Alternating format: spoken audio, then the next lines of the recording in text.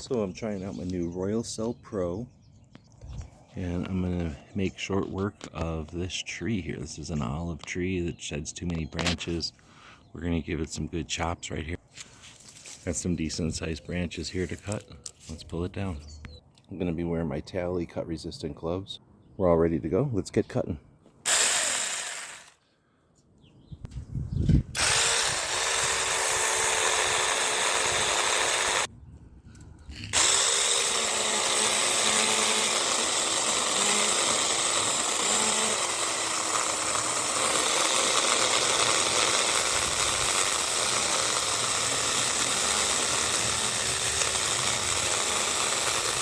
Here I'm tearing into one of the largest chunks